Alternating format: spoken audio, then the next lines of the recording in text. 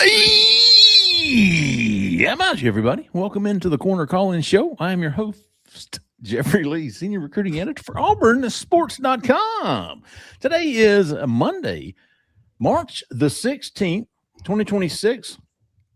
We are 24 hours removed from Auburn becoming, for the second year in a row, the number one overall seed in postseason basketball. Oh, come on! I'm just stating facts, people. I'm just stating facts. We're going to talk about a little about the basketball team, the top 5 ranked Auburn baseball team. We got football starting tomorrow. We got recruits coming in on campus. We want to talk about all that and more, whatever you want to talk about. Give us a call, 701-779-9585. This is the call-in show. So we expect people to be calling in. And when you do, here to address it with me, as they always are when their neon lights are lit, they're here. Mr. Cole Pinkston, Sir Alan Head, how about you? How about you? What's going on, boys? How we feeling tonight, man? Man. You know what? Tomorrow feels like Christmas to me. Ooh, St. Patrick's Day feels like Christmas. Okay. Is tomorrow St. Patrick's Day? Yeah. Oh. Is it? I thought it was in February. Yes. Yeah, St. Patrick's Day. I just thought I was going to throw you off. I got my green, Yeah. No. Yeah, St. Patrick's Day, sure. But no, we start spring freaking football tomorrow. With an open practice. 8:45, I believe, Cole. Yes, I'll be there. I'll be there early. 8:45 a.m., folks. The Alex Golesh era kicks off at Auburn tomorrow morning. And so you got Auburn football in the morning. You've got Auburn baseball with a midweek game versus a top 5 Georgia Tech. And then you've got Auburn basketball, the number 1 overall seed. Number 1 overall seed taking on South Alabama. So big day on the plains of Auburn. We are also 24 hours removed from the Ides of March. Yes. Yeah. Cole, you don't know nothing about no Shakespeare. Don't act like you. I do. Okay. I think that's Cole has read Julius Caesar. We all have. Come on now. What is that? Okay. Romeo and Juliet? Macbeth or something? Macbeth. It was Scrooge Macbeth. I know what the Ides of March means. That's when he was going to die or something. What was that? It was when Julius Caesar was assassinated. Yeah. It was March 15th. Beware of the Ides of March. Yes.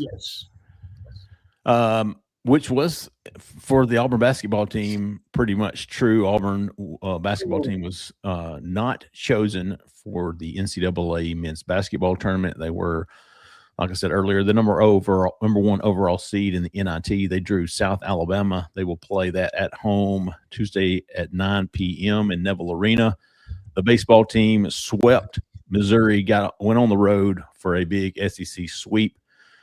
Only gave up 5 runs in 3 games. Great, strong defensive performance by Auburn. Also scored, 13-15, so they outscored them 15-5. Got I think college baseball, D1 baseball, Alan, I got it this week, has Auburn at 5, and somebody else has them at 4. So you've got Baseball America. You've also got Perfect Game. I don't know, but either which way, you have to be impressed with the pitching staff. I mean, I think they have been elite, though you did suffer a pretty big injury to Drew Whalen, transferred from Western Kentucky, who's been really good in that long inning reliever role that they've kind of put him in, where he's been able to come in and pick up on your Friday nights and throw you 2-3 innings and really kind of stretch it out and get you to the closer. So not having him probably going to cause some changes in the rotation, and we'll see what they do to overcome that. But between a combination of the arms they've got on this roster, the way they swing the bats when they can, I mean, when they swing and they're actually playing their game, it's just really a complete club, Jeffrey. I'm really impressed with what Butch has put together. Obviously you want to see him be more consistent at the plate, but overall, I mean, it's hard to complain about the record, the performance, and anytime you get a sweep, that's just really great to see. 17-2 overall. They've got number 3 Georgia Tech Tuesday at Plainsman Park, 4 p.m. Central Time. Then they host number 2 Texas this weekend. Ooh. So a big stretch coming up for the Auburn baseball team. And then, of course, like I said, the basketball team is tomorrow at 4, and then football kicks off in the morning, and there will be some recruits there as well. Going to have that up on Auburn Sports very soon. But before we get to any calls, assuming we have some on hold, wanted to say, if you're in Auburn, Opelika, Lee County, looking for some real estate help, man, it's kind of a busy time of year right now. Miss Jessica Andrews with First Realty is working her tail off, and if you want some help, look no further for it. Give her a call, 334-704-4442. A lot of 4s in her phone number, but she's better known as the 5-star realtor. She's the 5-star realtor. If you don't believe me, just ask me. Just ask me. I'll tell you. Give her a call. Jessica Andrews with First Realty, 334. She's fantastic. She'll go above and beyond whatever you ever thought. You never knew you had a good realtor until you have Jessica Andrews. That's what I've been told. That I thought that said a lot. Like, we'd used people in the past, we didn't realize how good, what a good realtor was until we had her. She's fantastic. 334-704-4442. Tell her we sent you. All right. Do we have anybody on hold? If not, we've got plenty to talk about. Yeah, we have 3 people. Okay. Rock and roll, man. Rock and roll. I will say this to everybody before we get going. Maybe. I'm going to dip out at 7. So if y'all see me and y'all are in the middle of a call or something, that's what I've gone. I got some an assignment, junior high assignment. we got parent teacher conference. So I'm going to dip off at 7 if y'all are in the middle of a call. Don't think I'm being rude. All right, get us going, Zach. No one else other than Kevin from Wilmer, Alabama. Who is this guy? Kevin from Wilmer, Alabama. Oh yeah, man, I've heard of you. I have heard of this guy. He's like a dadgum. He's famous. He's a star. He's a call-in show star. He is, man. I want to talk about the men's basketball team will win 4 games, be champions of NIT. How would that make you feel, Kevin, if they were the champions of the National Invitational Tournament? How would you feel about that? It will make me feel better for next season. Okay. That's fair. It'd make you feel better than if they lost it, right? Yeah. I guess so. I mean, it's like playing your grandma in marbles. I mean, you whoop her ass, and then you tell her you love her afterwards, you know? Sorry, Kevin. Hey, which recruits will be at Auburn in the morning? I tell you what, Kevin, I've got them marked up on the visits. A couple of guys, I'll just give you a couple of the headliners. Trayvon Sticky Collins is coming in. He's the number 4 overall athlete in the country. Elijah Brown, Cole's boy from he's a 4-star defensive tackle from Prattville's coming in. Cameron Wagner, a 4-star offensive tackle, is coming in down again for this 3rd trip to Auburn. He's from Illinois. God, and then you can't understate how big that visit is. Mm-hmm. That's one of the bigger visits of the cycle so far. We need him committed tomorrow. Here's somebody to watch. Watch Marquise Evans. Cole. I would watch him. I think Auburn really likes him. Okay. Marquise Evans, Kevin, he is from Jeffrey School, minor, but transferred to Spain Park. So he's up there in that Birmingham area. Saw him at the Under Armour camp on Sunday. That's a good looking player.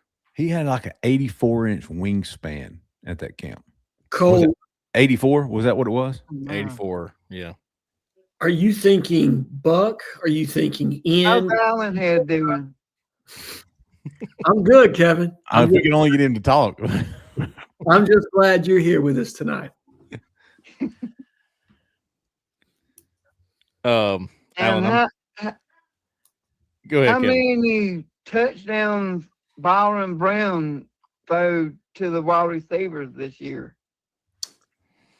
I mean, we figure out we came up with we thought Zach, correct me if I'm wrong, Cam is number 1 at 30. Yes. This is overall passing touchdowns, not to wide receivers.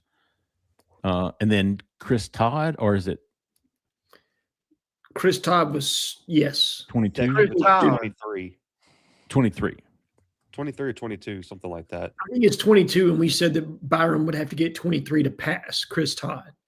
Yeah, that sounds right. I think he pushes Cam's record. I think he does. Ooh. I mean, I don't know that he breaks it. I think Yeah, he's pushing Cam's it. record. I don't know. Now, here's the deal. Like we talked about last week, Cam played in the SEC championship game. He played in a national title game.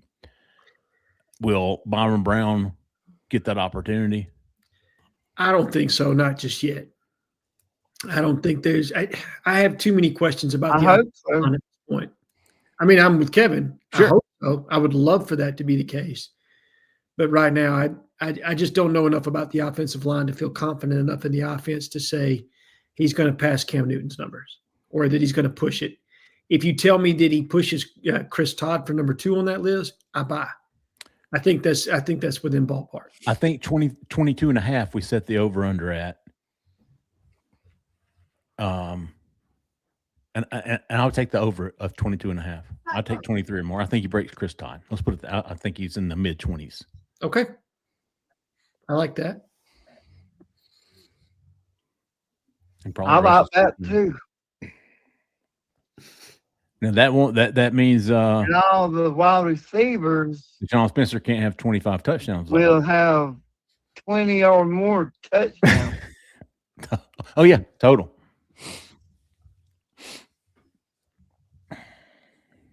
All right. And how about the baseball team 17-2? You been watching any of the baseball team, Kevin? No, don't- it's on TV tomorrow. It's on this SEC Network Plus or something, right? Like, Yeah. it's I think now Yes, plus. the part of Georgia ESPN Tech game. Shit, I just had it pulled. I bet it might be on ACC channel. There we go. Let me see, Kevin. I should know this. Is it 4 o'clock or is that the basketball? No, it's at 4 p.m. SEC Network Plus. Yeah. ESPN plus. Yeah. Okay. You have to have an ESPN Plus and you get everything. Or if you have Disney Plus or Hulu, whatever, some kind of live TV service, you can get it with that too. Yeah, it's gonna be a good one, man. Yeah. The midweek starters. Always love a good midweek Who's starting pitcher. pitching? I think it's going to be Wilson Alvarez for us, right? Let's see. Probable starters and Andreas Alvarez Andreas Wilson Alvarez. Jesus, Allen. versus Dimitri. This is gonna be a good one. Wrong first name trend we've been on the show. ERA of 1.37 versus Georgia Tech's Dimitri Angelakos with a 1.38 ERA. Good Is- duel. Yeah. Good midweek duel.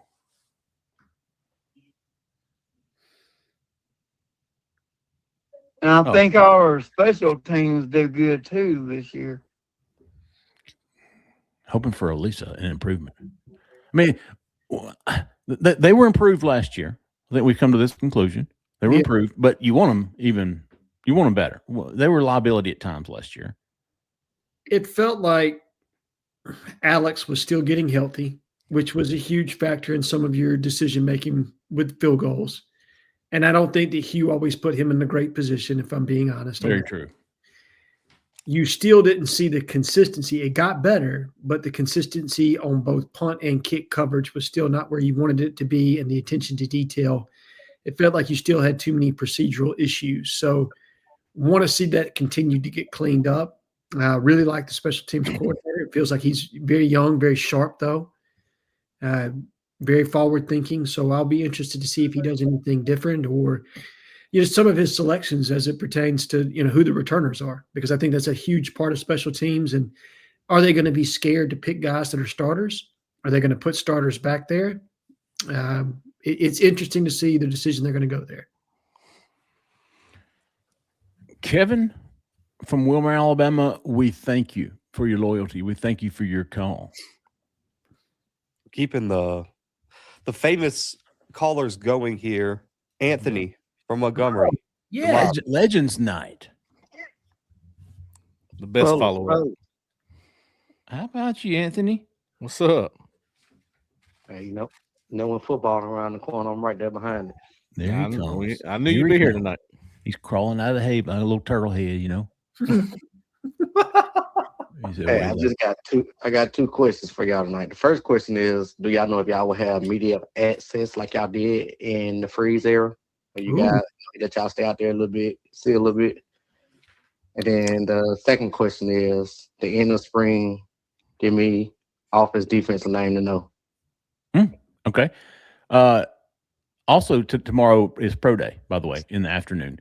But yes, Anthony, as far as access go, Cole, correct me if I'm wrong, there's an open practice window in the morning. That will be the only viewing. I think it'll be like maybe once a week. The media will get to go in for 15 or 20 minutes. Compared to what Hugh Freeze was letting us do, I would say that don't expect as much. We were getting a lot of practice access with him, especially in that last year. For whatever reason, just seemed like that was a big thing. And you know, I go against the grain on this, even though I am technically part of the media. I'm okay with it. Yeah, keep it closed. Mm-hmm. I like the access. I like going. I like seeing and breaking it down. But you know, there seems to be a correlation with schools that keep things kind of closed, and they do well on the field. Yeah, I was going to say, you don't see Georgia and Alabama letting the media in. No, look, whatever it takes for Auburn to be good at football again, I'm in. Coming out of spring, players to watch both sides of the football. Okay. Definitely. Who'd you say, Cole? Duke Smith. Duke Smith, really? That's a great one, man. That's a great one. I've definitely not a popular name. Buzz on that. At wide receiver? Yes. Yeah. Okay. I'm going to stick with wide receiver, and I think everybody's pretty familiar with the USF group that came over. I'm going to stick with a retread, and because of the position, and Cole, I want to talk through this with you a little bit, but I'm going to go Bryce Kane here because of the importance of the slot receiver position in the USF offense. If I tossed a name to you by the name of Sean Atkins, does that mean anything at all? Does that ring a bell? Sean Atkins. Was he a recruit a few years ago? So Sean Atkins. Wait. He was a receiver for USF. I remember now. Was he on the Goonies? Not on the Goonies. That's Sean Austin, but close. That's Sean Aston. Okay. Sean Aston, but close. He was also Rudy Ruger. Rudy. Rudy, yeah. Rudy. Yeah, you're right there. I'm old, dude. That's Goonie guy, man. That's a Goonie guy. But, is he really the Goonie guy to you He was first? the older brother, wasn't he? was he Sean? All right, hang on. I gotta know our age gap here, and even me. Like, so Sean Aston to you is the guy from the Goonies. Yeah. Yeah, Okay, for Alan, me, he's Rudy. Yeah. He's Rudy. You know who he is for me? I hate to say this, and this will show our age gap almost perfectly. Okay. He's Doug from 51st Dates, the brother. Okay. Yeah. Yeah. Was it? I forgot. Wasn't he? Was he challenged? No.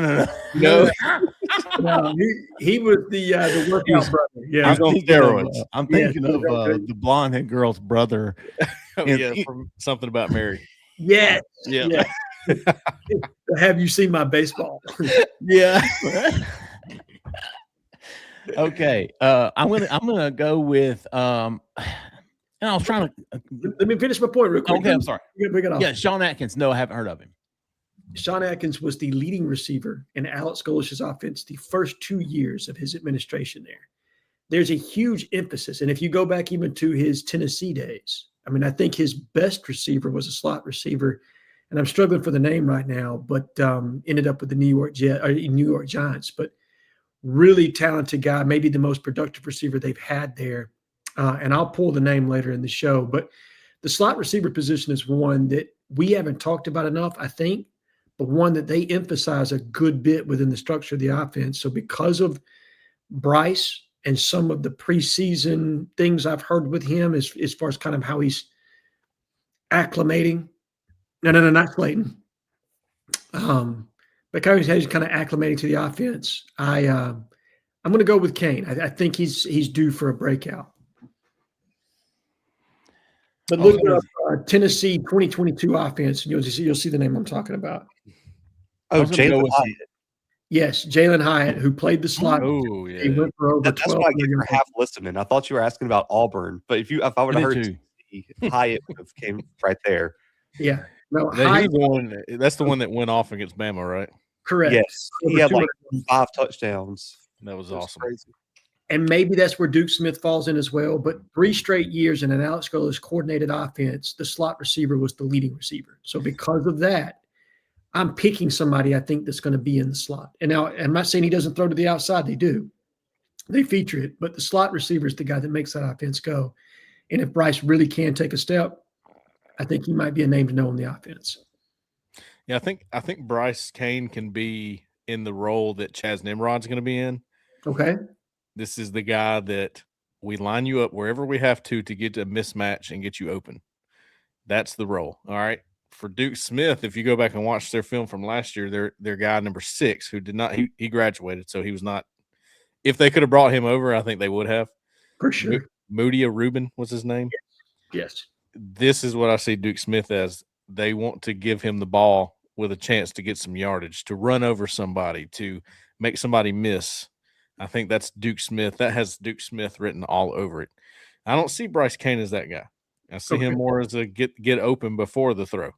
Yeah. I see Duke Smith as let's get you the ball and let you work. And Christian Neptune is that same kind of guy. So I think they have options, and I really like this new way of doing the receiver room. I mean, it's not as highly paid as last year. I'll just go ahead and say that.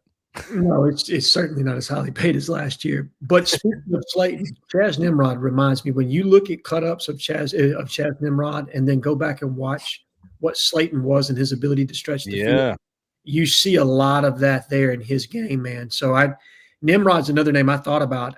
I think he has an opportunity to really, if he can stay healthy, which is big for him because he hasn't done that at any point in his career. Yeah. But if he can stay healthy a full 12 games, I mean, he's liable to put up 800 plus yards this year. Did you have somebody, Jeffrey? Did you say a name? Well, I mean, I thought y'all's was very, very good because, like, all I can do is pick some low-hanging fruit like a Bryce Diaz or Elijah Melendez or Jared Smith, some of these stud freshmen. I think one of these tight ends is going to be, broken. Is it going to be the North Carolina transfer? Is it going to be Eccles?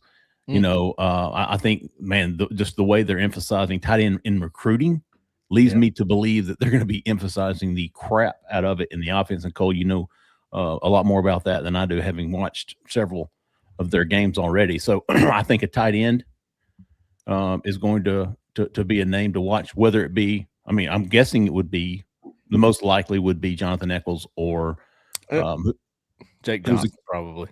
Jake Johnson. Yeah. The kid, isn't he from North Carolina? Yes. Yeah, that guy. Yeah, he's how about? I'll tell you what. Let me throw this one out there. How about Luttrell? Okay. How about White Lightning? Is that what they call him? Do it. I think it's White Lightning, right? White Lightning. I was going to say Malibu's most wanted, but that's just me, man. He does look like that guy. What was that guy's name? What's great is Amy Kennedy. Yeah, Amy Kennedy. What's great is that we're gonna have. There's going to be we're going to get to see a little bit, but other people are, and there's actually going to be something to base these opinions on in a month from now. It's going to be talking to sources and them going, hey, that guy was a bust. That was a bad eval, or we freaking knocked it out of the park. Well, so one of the main things that I saw of Alex Golesh the day he was hired, honestly, I just hit the ground running on trying to figure out what this guy was about, because I mean, you know how it went. I mean, we had maybe heard rumblings, but it was like, yeah, he's not going to get the job. Well, he's the guy. So I go studying this guy, and I remember when he was talking about his recruiting strategy. He said the number one priority in recruiting for us is not to win signing day. It's not to win the transfer portal and have all these big headlines and all that. It's to not have any bad evals. At the end of the day, we don't have one bad eval. We have a good football team. Look, great point. Pat Dye said it perfectly. I mean, and this was years ago, right? It's not about the guys you don't land. It's about the ones that you do. Yes. Can they play?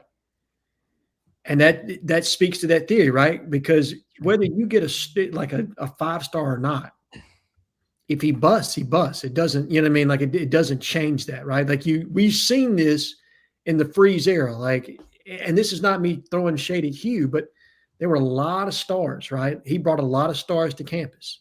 He did. He won signing day. One signing day. But how many games did he win on Saturday? I can count on. It's scoreboard business, right? So, but one other name to know on defense, and I believe in this one in Cole. I think this is going to mirror something you've heard, but I heard it recently. Pay attention to St. Ferrier. I think that's at a position of importance at that nose guard position. He's a guy that has an opportunity to play a little bit more than I anticipated when he initially signed. Like when he signed, I was kind of like, all right, whatever. You know what I mean? Depth piece. Yeah. And I'm not believing depth piece. No, I will say again, the source I got it from was trusted. Okay. He came to mind. Cody Sigler's the one for me. The more I watch him, the more I like him. I've been hearing some, we call them whispers around here, that he has been crushing it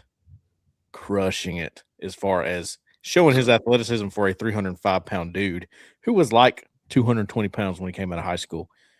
So, like, his entire walk to get here to Auburn, that intrigues me. What I've seen from him just walking around and then just, like, watching him windmill dunk a basketball, seeing him get off at Arkansas State, like, I think they got something there. I think they really got something there.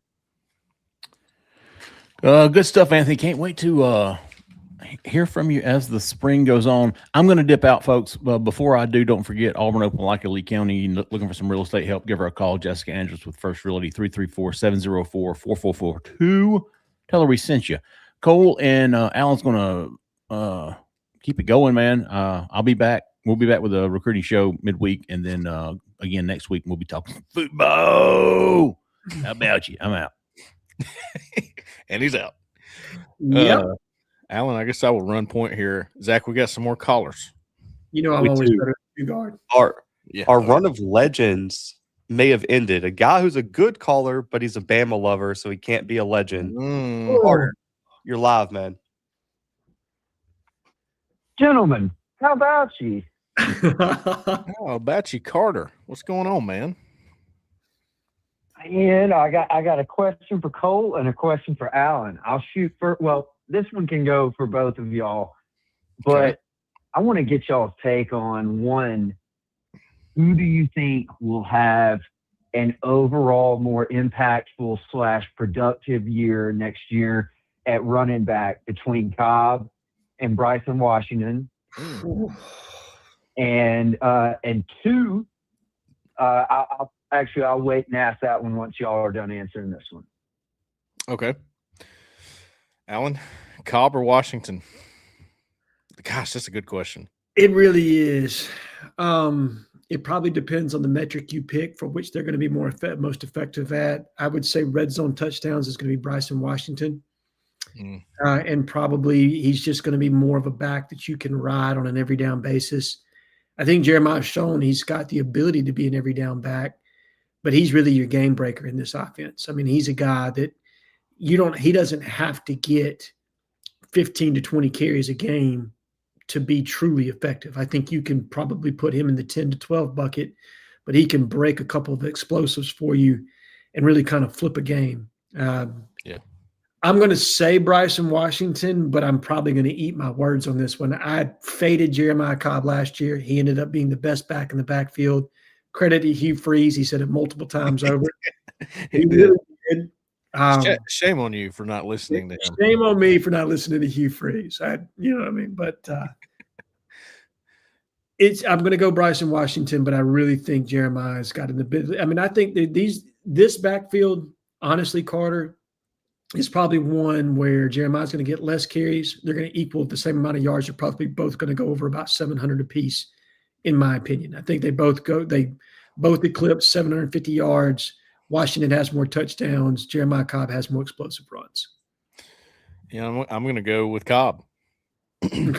So one thing I want to start doing in the transfer portal, I think it gets people excited when you start getting these guys that have actually done it on the college level, right? Yep. And I think we can go a little far with it sometimes with excitement. And I'm talking about myself. I'm talking to me as well. And I really like Bryson Washington. Okay. I'm a fan. I think what he brings to the table for Auburn is something that I've been wanting in an Auburn running back for a while. It's that brute force running back. I don't think he's making you miss a lot. I don't think he's going to do anything overly dynamic, but he's tough to get on the ground. Okay. He's kind of like Jarquez Hunter, but he's way bigger. And this is a big running back. I'm excited about that. But does it feel like of all the guys that stayed, is there a better fit for what they do than Jeremiah Cobb? Not at all. He's perfect. I mean, not at all. They're not in the running back room anyway, right? Like maybe you could argue Duke Smith is going to benefit from this offense more so than he would have in the Hugh Freeze offense. You could argue Bryce Kane. But at the end of the day, Jeremiah Cobb has got proven production in this league and just his fit. And then again, the ability to hit the home run. And I think the wide splits from the wide receivers in this offense is going to open up some green grass for him, just formationally speaking. And then you add to the fact of having, Byron Brown, where you have to account for him in the +1 run game. And I'm not saying that you didn't with the other quarterbacks. Obviously, Jackson Arnold was very talented, but one-dimensional at times, right? Where you were able to kind of, still cheat up and play him like he's going to be a running quarterback and dare him to throw the football. Yep. So this is a situation where if things are balanced, I think Jeremiah has an opportunity to run into some real green grass this year, given the way the offense is set up for him. I think he could lead the SEC in yards per carry. Like that's the kind of thing what you're looking at with him because of what you're saying. He's a home run hitter. He's going to have the space, and he's not great at making the safety miss when he gets out in the open, but the way that they do things, it's going to open up for him. That's how they do it. They love these explosive runs. They know how to create them. They lull you to sleep, and all of a sudden, boom, they're out the gate. And I think he's just perfect for that. No, I agree. What I really like is they do a great job of – go ahead. Go ahead, Alan. Go ahead. I was going to say their combination of how they rotate some of their run scheme and how they'll switch back and forth between gap scheme and zone. Yeah. They don't stay in one thing. They throw a big variety at you, and I think that's going to benefit both of those backs in the backfield. Yep. And just like both of y'all have alluded to before, I mean, the running back room feels like it's as stacked as it has been in ages, which means Cobb and all the other backs are going to be fresh. They're not going to be worn, slapped down,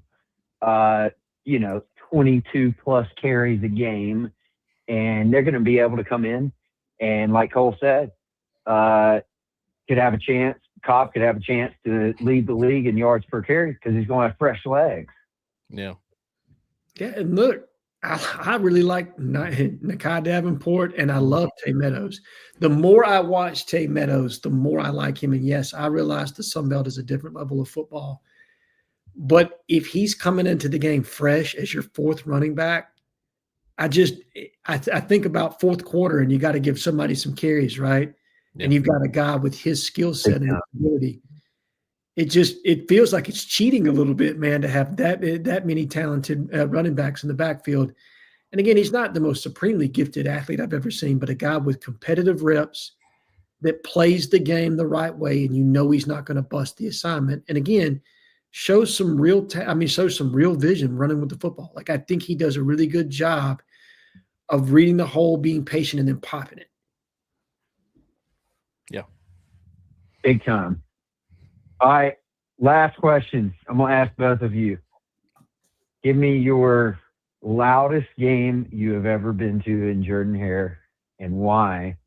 And I'll give you mine, and then I'll get off. Okay.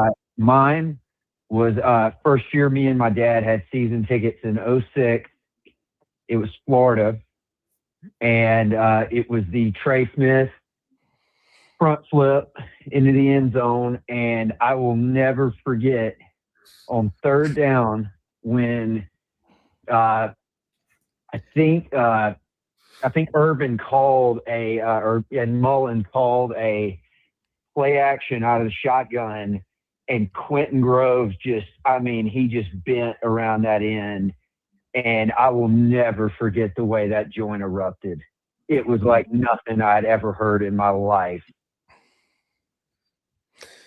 Yeah, that was a good moment. I remember I was watching, for some reason, I remember watching that game at the beach. We were just at the beach, the whole family. We watched it somewhere. I remember Trey Smith flipping in the end zone. I remember Pat Lee having a big hit at the end of the game to end it.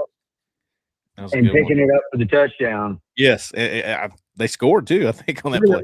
Wasn't it Groves that hit him and then Pat Lee picks it up? Oh, yeah, you're right. That's Okay. what he's talking about. He's talking about Groves hitting him and then – Yeah. Yep, I remember that game. Alan, what's yours? I'm curious. So there's a lot of them, but for me, 2001 Auburn versus Florida. Auburn upset Steve Spurrier, and they were top 10 Florida at that time. That game was insane, man. I was a student that year, sitting in there with my friend who I'm not going to dox him and throw his name out, but was so inebriated that he passed out 3 different times in the student section. It happens. Yeah, but it was nuts, man. I mean, the crowd went wild. I think Jason Campbell started the game. He struggled a little bit. He was a redshirt freshman that year. Daniel Cobb comes in, makes enough plays to win that one. And you get some famous Steve Spurrier quotes after the game's over. But that 2001 Auburn versus Florida game in Jordan-Hare was just phenomenal, man. Nice. Yeah, I think as a fan, like as a spectator, probably the one that stands out to me when I was younger, the Auburn-Kansas State game when Antonio Coleman – was it Antonio Coleman? Yeah. No, it was Groves, wasn't it? Again, it was Groves. Groves, I believe, stripped it, and Antonio Coleman scooped it and scored, and they were down. I mean, it was not looking good in that game, if I remember correctly. It was 07, I think. 07. I remember Josh Freeman was the quarterback for Kansas State. They had a couple other guys that were good too, but that was a big moment. That moment, Jordan-Hare erupted in that moment. That was awesome. Covering Auburn, well, I have not covered a winning season at Auburn yet. Maybe We got to change that goal. I might be the problem. I don't think they've won since I started working here. But no, yeah, it needs to change, Carter. It needs to change. But probably the moment, I think I've said this on here before, it was 2023, which was Freeze's first year. Yeah. I think that was it. Anyway, it was a home game against Georgia. And it was the Brock Bowers game where he took over. But when Auburn came out of halftime, Auburn was juiced, and they get a fumble on the first drive, and they get the ball back. The very next drive, Georgia fumbles it again. They get on it. In that moment, boy, I think the glass was shaking up there in the press box. I can vividly remember that. But they ended up overturning that fumble, but that moment was huge. Yeah. No, that game had so many different swings to it. And of course it led to the what was it, the Charlie 5 and Jake Crane debate later thereafter. I don't even I know what you're talking about. I don't even remember what they were debating. Yes. History. I think it was the whole bracket thing, right? Like they were talking about bracketed coverage and how you could have. Oh yeah. And Ron Roberts got on Twitter and tweeted at a guy. Was like, "What are you talking about? I bracketed him the whole game." Oh, it's never a good thing when your DC is on Twitter 20 minutes after the game's over. Just better. I think Auburn just does it to you, man. I think people just get under your skin when they start.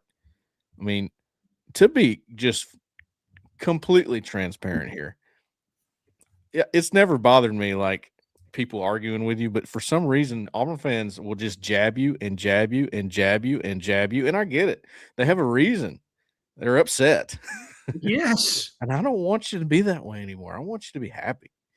I want to experience that in this role. Like that would be amazing, but they will get under your skin. And I'm not giving Ron Roberts a pass for that, but like, I get it, I guess. I've been there. Look, I'm with you on that. And when you take a job like Auburn, or really any SEC job, you can't be thin-skinned. Like you just have to be able to turn that part of it off. But I'm with you in that sometimes you feel as though you're being attacked, and the person that's saying these things or putting these things out that may not necessarily be representing exactly the way things happened, and you feel like you need to defend yourself. But again, your defensive coordinator for a top-tier SEC school, you got to just let that be. But I'm with you that I understand wanting to defend your work. You know what I mean? Especially when you understand exactly what the play call was. I get it. I went back and watched it too, Alan. He's right. They bracketed it, and Eugene Asante just didn't drop like he was supposed to into his hole, and that's where they hit it. Yeah. So that nothing you can do about that. But people don't, if you don't understand the game, you don't know that stuff, and just be careful what you say. And also it's hard to tell with so many disguised coverages if you don't know what the call was. If you really don't know football, you could be completely wrong. Oh, absolutely. Yeah. And that's why I stay away from when I'm doing film breakdowns. I stay away from it. Like I can tell you what I think it looks like just based on the safeties they have and where they drop, but you don't know. I mean, they could have a match coverage where it's like zone until a guy runs into your zone, then you run with them. Like you don't know. I mean, you know what they call. Now, like you're running match principles in a zone mode. And in no way am I insinuating that Jake doesn't know football. Jake knows far more football than I do. It's just it's sometimes it's really difficult unless you know what the play call was for you to make an assessment on the fly within 20 minutes after a game's over, especially when emotions are still running high the way that they do. Yeah, well, we're still talking about it, so I guess they got what they wanted out of it. I suppose you're right. Appreciate you, Carter. Zach, we got another one. It looks like we got a couple more. 3620. You're live. Who we talking to? Where are you calling from? Nate from North Birmingham. Say that one more time. We heard North Birmingham. What was your name? Nate. Nate. What's going on, Nate? Yeah. Not much, man. How are you? Fantastic. What you got for us tonight, man? I wanted to ask the guys a couple of questions about football program this year. Okay. What you got? Just ask about the running back room and then also the win margin. Okay. What do you want to know about it, Nate? Want to get the guys' perspective on what do they think that happy win margin number is to kind of set the fan expectation of, all right, Auburn's back into the winning aspect of where we used to be, or is it what kind of just really what that number really needs to be to help reset fans' expectations of where the team's going, and then with the running back room being really deep, how they think Golis will kind of help determine how much playing time they'll each see, with NIL and everything being a considering factor and all that. All right. Nate, for future reference, this is a blue collar operation we run here, and we don't do a call screening. So you actually are talking to us right now, the guys. So you want to know about the win total? Is that what he said, Alan? Win total. Oh, I'm sorry. Okay. Oh, no, you're good, man. You're good, Nate. You're live though. I just want to get y'all's perspective on, what do y'all think that margin is? My number is 8. I think that because if it's 7 or less, that obviously means we lost a team we shouldn't have. And then, with the running back room with Bryce Washington coming in now, you got Cobb, Omar Matson, Alvin Henderson. What do y'all think, dispersing that talent pool and, trying to keep their expectations of playing with NIL being a factor? And I'll hang up with thanks, guys. War Eagle. Appreciate it, Nate. I love that. I love that question because it's something we need to discuss on the running back issue, on the running back rotation and the NIL part. I want to get into that a little bit. Yeah. But the win total, first of all, 8. Do you think that's too much, too little? So right now the Vegas line is 6.5. I think the win total you've got to get to, and I'm talking about regular season win total, not bowl game included, right? It's 7 and 5. And I think people are forgetting, like 7-5 last year only means 3 SEC wins. You're now playing 9 SEC games this year. Now, we don't really know just yet how good each team is on Auburn's schedule. And I know you see a lot of brands on there. You see Florida, you see Tennessee, Alabama, Georgia. Dude, the portal has changed so much that you don't know. I mean, look, right now, I think there are a lot of people that are counting Arkansas as a win. I don't know what's on Arkansas's roster. I mean, I have an understanding of what they picked up, but how does it fit within the system and everything else? You don't know just yet. So it's really hard to make this prediction. I'm going to do it because it's a fair question, and I think we'll probably do this again. And for your awareness, Nate, Jeffrey and Cole and I do a win-loss toss where we have one of these where we'll go through the schedule and say what we think with each. But I think 7-5 is the mark. I think if you get to 7-5 year one, you get a decent bowl game. You win the bowl game, you go 8-5. That's a 3-game flip from last season. And if you look at any season, if you can increase your win margin by 3 games, that's a pretty big jump. I think they've got the talent to do it. 8, if you could win 8, I think you would have the fan base really engaged at that point. I think people would think, okay, you've really done something. Because again, we're talking about a 9-game schedule. You've got 3 games to include Baylor that are non-conference, which means you would have to have a winning SEC record, and you're beating some of those teams that we just talked about, to include Vanderbilt, Mississippi State. Who else is on the schedule, Zach? I think we've got Baylor, Southern Miss, Florida, Tennessee, Arkansas, Miss State, LSU would be in there. Ole Miss is in there. I mean, so you're talking about some teams that were playing for something in January last year. I mean, it's again, judging off last season, it's a pretty stout schedule, but it looks like it, right? Definitely looks right. But again, we don't know. I mean, there were people last year that thought Auburn was just going to kill Missouri. And how did that game end up going, right? The talent was a little bit more comparable than maybe some would have thought. So while it's tough, I think 7's the number. I think 7-5 regular season, first year, Alex Golish allows him to say, you know what, I've got a winning record. I got you to a bowl game year one. I did better than anything that happened in the previous administration. Not that should ever be the standard. That's the low water mark for Auburn football. Yeah. But this is a move in the right direction. Yeah, and I mean, we've already seen this is a brand new start. This is not a continuation of what you're not trying to pick up what you were doing and try to make it better. You're starting over. And if that's the case, you need a starting point. And 7 wins, I think, is fine. I mean, in that case. Now, I don't know. Everybody's going to say, this is Auburn. We don't do that. Well, you've been doing worse than that for the last 5 years at Auburn. Something's got to change, and it's got to change progressively.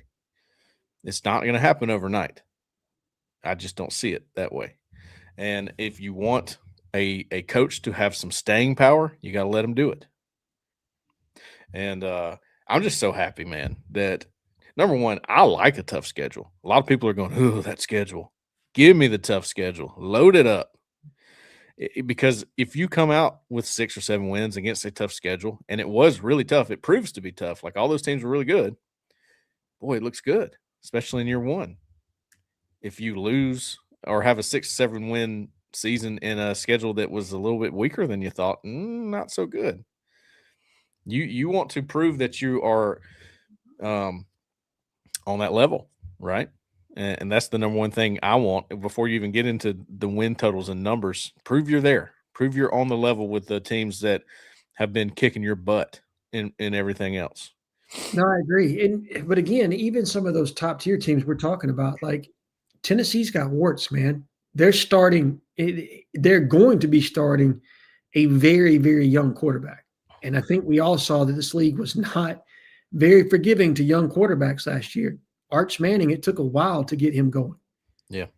Florida, you don't know what you have there just yet. John Summerall's very similar to Alex Golish. You're walking into a new situation, a lot of turnover. You're trying to put your stamp on it.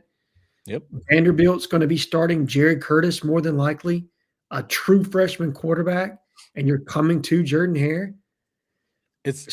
How could you expect Vandy to be what they were. I mean, maybe they will be. Maybe that'll be Clark Lee's thing. But anyway, I'm with you. Like Jared Curtis in time, yes, he's going to be probably a really good player, and they have shown themselves over at Vandy to be good from a developmental standpoint in how they build guys up and build them into the system. But year one, true freshman, I don't know, man. I've got questions about a lot of teams. Ole Miss is probably the one to me that I have the least amount of questions about, followed by Georgia, followed by Alabama. I think Alabama is more gettable than they have been in a while. Now you got to go to Tuscaloosa, which is a very difficult place to play. Yeah. But I think they're more gettable than Ole Miss at this point. And I'm gonna tell you, just being around this staff, I just love their mentality. They're the same way. They want to take on the Giants. That's why they're here. And I think Hugh Freeze it was that way the first year. It just changed. It really did. I mean, we saw a change in it. And in one of his last practices, he's saying when they asked him about the tough schedule for next year, he's like, "Well, I mean, were the Dallas Cowboys available?" Like, come on, man. Exactly. That makes you understand messaging at all? No. He would have been better off.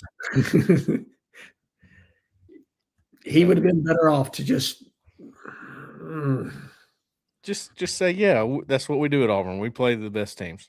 That's what we do. That's what we expect to do. Which is exactly how Alex Golesh would probably answer the question. I'm sure we talked to him on Tuesday. We'll probably talk to him about that, and we'll answer it that way. There are times I think Kirk Sampson had to be standing backstage like, please, God, please, you just please, God, just do what we talked about. You could tell when he'd been coached up a little bit too. 100%, right? But I love the transparency. I don't get me wrong. Okay. But you got to understand messaging at the same time. There's certain things you don't need to say. There's certain things that you do need to say, and not to be disingenuous, but your team is listening. Yes. And when it feels like you've reached a level of honesty that somebody else is taking the blame beyond you, that bleeds into your locker room. Yep. But I think we're way off track at this point. Yeah, well, the question we were supposed to answer. That's just because it was a good question from Nate. And the second part of the question, I think, goes along with it. And what I think he's really asking is he's asking about the running back rotation. He's asking about how that works with NIL. Yeah. Nate, I think when you lost all the players you just lost, you're trying to get rid of that mentality. Because that's what they sensed, I think, was going on at Auburn and why they were not successful. They had too many politics going on with, this guy needs this many touches. This guy needs to be in the game this many times. I don't think they're going to look at it that way. I think they're going to go the best player's going to play. And if they recruited somebody and sensed that guy may not be about that, they're not bringing him in. And I love that. And I don't know if that's going to work yet on this level because of who you face week in and week out. But boy, am I pulling for it to work. I want that to work. I don't disagree with you, Cole. And I think it's got a chance to work. And I would tell you this. Look, Auburn, I like Clark Lee. And he can say whatever he wants is his football team. Vanderbilt didn't have the same level of talent that Auburn had this year. Right. Just didn't. Okay. Right. And they absolutely took it to Auburn because they were the more motivated team, period. Mm-hmm. They were the more connected team, the more cohesive team. They understood exactly what they needed to do from an execution standpoint. And you had a fearless quarterback that was able to make plays. He was a game breaker. That's the recipe Auburn's rolling with this year. Yeah. You got a lot of guys that are bought into what this coaching staff's trying to do. In fact, he brought over 13 guys from USF to help instill his culture. I think what you brought back, defensively speaking, is very bought into DJ Durkin's message and what he's trying to get done on the defensive side of the football. So you've got consistency there. Yep. And now it's how quickly can your quarterback acquiesce to the speed of the SEC? If he can play half as efficient as he did at USF last year, I mean, I feel really comfortable about Auburn winning 7 games. If he can be the version of what he was at USF in the SEC, over 3,000 yards passing, over 1,000 yards rushing, Well, now you're talking closer to 8 or 9 victories at that point, right? Yeah. And last thing, we'll get to the next caller. I think we have one or two more. You know, people say, you think that team had talent? They kept losing. Oh, they had talent. Okay, I will fight you on that. I will. Here's what you're about to find out. How much did that talent keep Auburn in these games? Because they were in every game. Now to where you are playing better football, but do you have enough to win them? It's a weird balance you're about to have to figure out. I think what Hugh Freeze, his mindset was, I need a few more to win these games. Every year it got to be that way. I'm like 3 guys away from actually getting over the hump in that game against Georgia, against Texas A&M, against Oklahoma. When in reality, it's, maybe you're actually a couple fundamentals away from doing it. No, we're going to, we got to get the players. It's just totally opposite what you're dealing with now. It's totally opposite. And I was pulling for it because I want Auburn to be good. But we all started to realize, hey, you got enough. You need to do something with this. I don't disagree with you. And I don't want anybody to become skittish with some of what we're saying. Like this is not from a recruiting model standpoint going back to kind of Brian Harson's version of this, right? Like Alex Golesh understands the recruiting piece, but he also is trying to create a program that has the kind of mentality that he wants, that he thinks is going to go out and compete and lay it on the line each and every Saturday. Like, it's going to be fearless in attacking their process and their professionalism. And then it's not a situation where you've got, a money-driven program. It's a program that's player-led, that's motivated to play every Saturday, and it's competitive. Like, he wants guys that hate to lose more than he wants guys that love to win. Absolutely. Yeah. And that's been a really strong formula at Auburn. It's worked. Can it work in this era? I don't know. I can't wait to find out. Zach, get us to our next caller. Last caller of the night, 0635. You're live. Who are we talking to? Where are you calling from? This is Stan from Panama City. Hell Stan yeah. From Pan, the closer. Yeah, the closer is here. Yes, sir. I just had a couple of comments. Cole, I know you're going to be with me on this comment. They are not going to keep Deshaun Spencer off the field. I like it. And I think that Walter Mathis is going to be a dog. Yep. Love it, Stan. I agree, by the way. And having him and Sigler rotating at that position, I think that bodes well for Auburn this year, Stan. Yeah, throw Darion Smith in the mix. And the last thing I got to say.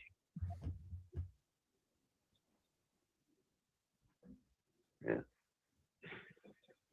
Stan, did we lose you? And the last thing I got to say, it's kind of funny there, Cole, but this one's for you. Do you think that our special teams could get a little cocky this year? I hear you. I hear you, Stan. Good stuff as always. Stan from Pan, the closer. I'm not going to call you Paul Mall. I'll let Jeffrey do that. I'll let Jeffrey do that. We talked a little bit about special teams earlier, Stan. And yeah, that's got to get better, right? But, I think it just comes with this staff and how they do things and the details. I think details were probably missing at times in special teams, and you get that right, and all of a sudden it starts working. The two guys you named, Deshaun Spencer, I'm a huge fan. Y'all know that. We've talked about him all year last year. I made sure last year, I'm going to keep saying this guy's name. I just have a feeling he ends up at Auburn. Here we are. And he was going to go to USF potentially. Duke and USF were battling it out for him. Auburn was always there. If you ever got the Auburn offer, it was like, yeah, that's going to be it. Perfect marriage, of course. Alex Golesh, who was one of his favorite coaches, goes to Auburn. He ends up at Auburn. You know the story. Broke all the records of Ryan Williams at Saraland, or broke a record at least that Ron Williams had at Saraland. Man, I just think he's dynamic. I think he's I think he falls more in the Bryce Kane category, where he's a guy that needs to be more of a route runner before you like throw him the ball and let him work with it. But I think he's excellent at that. So love that pick. I think he'll have a role. And then Buddy Mathis, Walter Mathis. That was one of my favorite pickups. I really was kind of disappointed a year ago or a year and a half ago, whenever it was. He was a high school recruit, and I knew Vontrell King Williams was high on him, but they just didn't get it done. LSU did. I was kind of disappointed. I was like, dang, man, that guy is serious. So seeing him come back, that's a big, big win for me. To the special teams note for Stan, I've been impressed. I've done a little bit of research on Jacob Rakowski. This is a guy that his whole background in football has been in special teams, more or less. As a GA, as an analyst, working his way up at UCF to Tennessee. He was a special teams coordinator at Miami of Ohio, been in Pittsburgh the last 2 years, had a Lou Groza semifinalist, I think, this past year there. So a guy that's done it at the Power 5 level, but just really bright. And I think very forward thinking. And he's going to try. I mean, I think everything that Alex Golish preaches within this program is aggression. Now, that doesn't make him very different from a lot of football coaches. I mean, most football coaches would tell you their ice cream is aggressive. But, you know what I mean? Like, that's just the way they're built. But I think that they really see special teams as a tone setter. And the biggest issue to me has been coverage, and then just not necessarily getting enough time, because they're procedural things. Like, I don't know how much time was put on in practice. I don't know. I wasn't there. I can't tell you.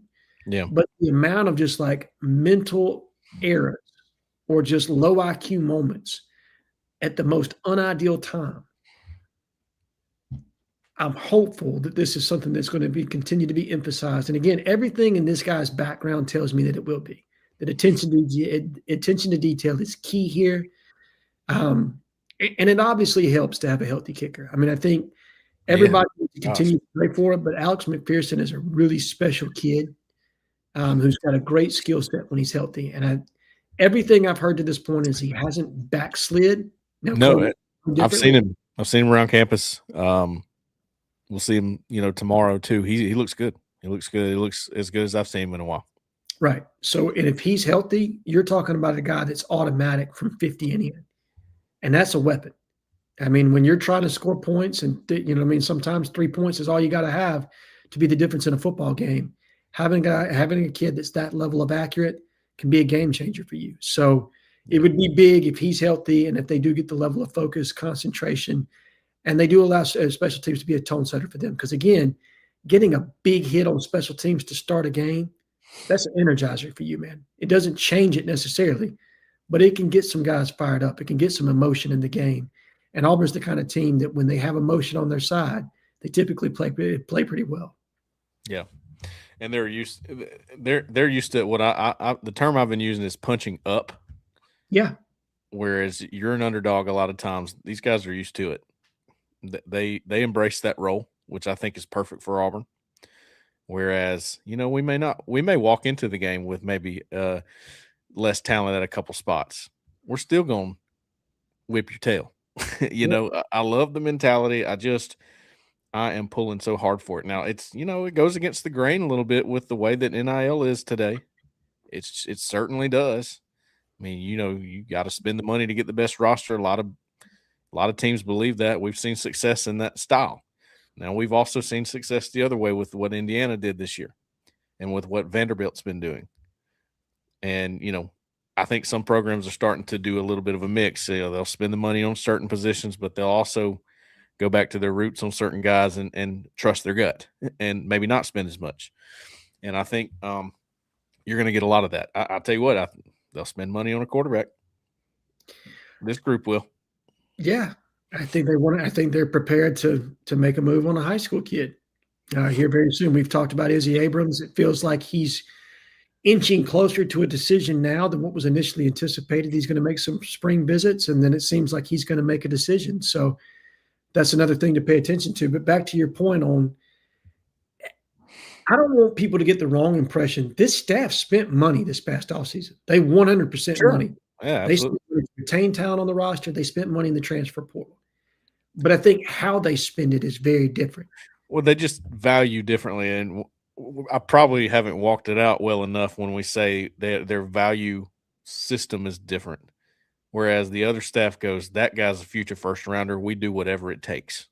Right. For one singular player, right? Right. And maybe he doesn't have production. We don't know what he's even about yet, but we know everything lines up for him to be a first rounder. We're doing whatever it takes for this guy. Whereas this staff goes, now that guy, I've seen that guy put somebody in the dirt several times on film. I've seen him start several games. I've seen him, play at a high level for a good program, whatever. Those kind of things are what they want to spend money on, at least this time around. It might change from cycle to cycle when they start getting their roster the way they want it. This time around, though, it was, can he play for us? Does he want to be here? And does he fit what we're looking for from a culture change? Because it's got to change today. Yes. And that's what they spent money on. So, man, Alan, do you have any closing thoughts here? I think we're done with callers. No, I mean, it just, again, great questions tonight. I appreciate all the calls. I was hoping for a little bit more interaction on the basketball front to see what people thought about Auburn going to the NIT versus the tournament. Did you think Auburn deserved to be in or not? But maybe we can get to that question next week. Maybe we get a big victory against, USA. Real quick. Right. I am just curious. Do Alan or Zach, do y'all believe that Auburn should have been in the big tournament at all? Or do you think this is where they should be? No. They didn't deserve it. I I don't know how Alan feels. Like, here's my argument. If they would have gotten in as an Auburn fan, cool, right? It would have been great. Keep the streak going, another appearance. And at the end of the day, when we get 20 years down the line, when we look back at all the NCAA tournament appearances, no one's going to remember what our record was. But at the same time, just because you have a tough schedule doesn't mean you're a good team. And yeah, we did win some big games early in the year, but I ask you guys, when's the last time y'all saw that team that beat St. John's, that beat Florida? Yeah. Man, we haven't seen Auburn play good basketball against an elite team since that Florida game. Really, they escaped. They got that close win. I think what was it over Kentucky? I think. Yeah. Later in the season, that was the one bright spot. Man, you can't tell me the team that was playing right now is the same team that beat Florida, St. John's, and had all these wins early in the season. It's not the same team, and I don't care how well we scheduled.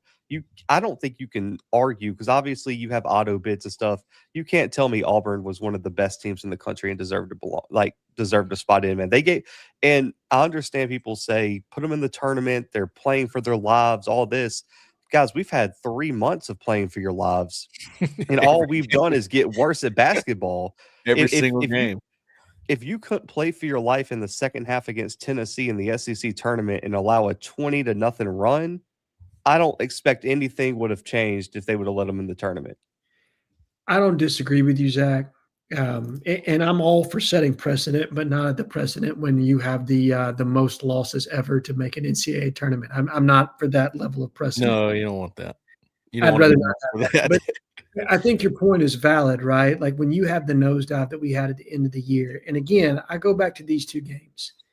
If you beat the teams you should have in Mississippi State, there's no way you should have lost that game. Yes, I realize it's in Starkville. Shouldn't have lost that game. And you don't lose to Ole Miss at home. You don't lose either of those two games. You go 9-9 in conference. You're in the tournament, and it's not even a question, right? You're probably a 10 seed. Maybe you're a 9. I have no idea, because your net would have been way up there. But losing those two games, to me, it just it sours me on the schedule argument. Now, I do think that Auburn played a hell of a non-conference schedule. Yeah. And that was Stephen Pearl's argument, wasn't it? Like, you said y'all were going to look at these games. We won these games. We scheduled them. We did it. I get that too, but but you can't. It's just human nature to look at the last. What have you done for me lately? And what Auburn has done for that committee lately is lose. Right. Yeah, you got a victory against Mississippi State in the SEC tournament, and that's you beat an LSU team that has been dead for the better part of a month. I mean, it's difficult, man. It's difficult to make an argument with a straight face. Now, I do want to say this, and again, I am neither pro nor anti Stephen Pearl, but the people that are bagging on Stephen Pearl for making an argument for his team, that's what his job is. Okay, his job is to lobby for the program. Let's not be disingenuous here. All right. Yeah, that was fine. What he said was fine. What he said. He's supposed to do that, and our graphics team is supposed to do that. I would expect Miami of Ohio and Oklahoma and Texas and all those teams to do the exact same thing we did. Don't you know the graphics team, when they were about to drop that, they were like, "Here we go." That's one of those. You just hit the button and just mute your phone if you have access to that account. Yep, you just hit it and go.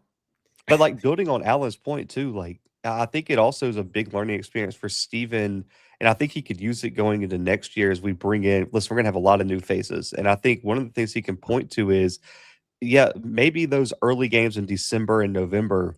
Yeah, you look at it and it's really easy to recover from those losses, right? But those losses also count. You look back, how many close games, if you just flip one or two results, are you firmly in the field? What about Houston? Losing by 1 point to Houston in like the fourth game of the year. If you win that game, guys, we're probably in the tournament. If you flip that around. What about the Georgia game?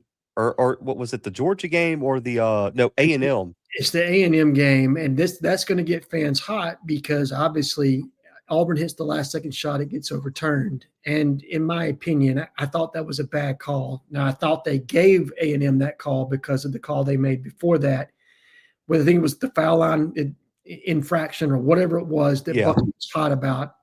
100% Auburn was at fault on that situation. So I felt like they went neutral on that call and took it from Auburn. But if you look at those games, like if they get the Alabama game at home where the ineligible player plays, and he was the difference in that game. I mean, I think he had 10 or 12 points in that game. So you can't 14, I believe. 14, okay. Can't say that he wasn't a difference. And the problem with that is when you start talking about the Alabama game is when you played in Tuscaloosa, you just showed up with no effort, man. Like that's the tough one. Like the argument was that was the issue till you played that game in Tuscaloosa, and then you gave the committee the opportunity to say, well, maybe that wasn't the difference that you claimed it was. Yeah. But again, if you flip the Alabama games and the A&M games, or you flip the Mississippi State and the Ole Miss games, Auburn's in the tournament right now. Yeah. And it was a fine line, and you're right, Zach. And that's why I think the NIT is important. I do. I think Stephen is still a very much developing head coach.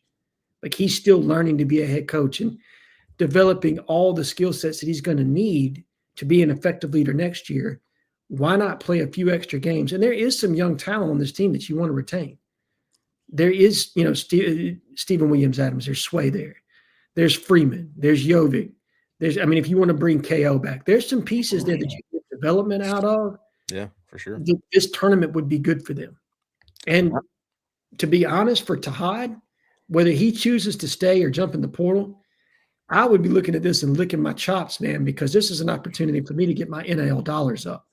If I go out and play 3 good games, don't think that people aren't going to evaluate this and see if you gave effort or not. Oh, yeah. This is an opportunity. Every time you step on the court, it's a test. And I would be impressed just from a head coaching standpoint if he can get their motivation level up enough to win this tournament or be in it to the end. Like, that's impressive to me because that's a hard thing to do. It is. Now, I don't think it's going to be hard to get Keyshawn Murphy up. He's an ultimate effort guy. I think he's going to. Yeah. You got some guys like that, but. Right. Again, for everybody else on the roster, look, your last impression sometimes is the one that people remember, and the portal's about to open. So if you want to make some money, you might want to go out there and play pretty hard. Like you're going to put it on tape and everybody's going to see it. So you might want to go out there and try to impress some people. For sure. All right. Well, we'll close it out there. I thought it was a great call-in show. We got spring freaking football practice coming up Tuesday, March 17th, tomorrow. Very excited about that. We'll have all the coverage at Auburn Sports. I think, man, I mean, if you're not a member of Auburn Sports, you need to do it, man. You need to join us. I think you can get in for $1 right now to get you a little trial. And we got a new prediction from a national recruiting expert right now for Auburn. We got news on a transfer edge. Yeah. All on the board, all at the site. You need to go check it out. A couple things we didn't cover here tonight that you can get there exclusively. So come join us there. We appreciate Kevin from Wilmer for kicking us off. Anthony from Montgomery always gets us talking. Carter, Bammer lover, called in. Nate from Birmingham was our cleanup batter tonight. And then Stan from Pan. I love Stan, man. He's quick, to the point, and he closes us out really nicely. So appreciate all our callers. Appreciate everybody that watched and listened tonight. We will catch you next time. Stay tuned for all of the spring practice stuff coming up. For Alan Head, for Zach in the back, I am Cole Pinkston. We appreciate y'all. And as always, never passing a playmaker. See ya.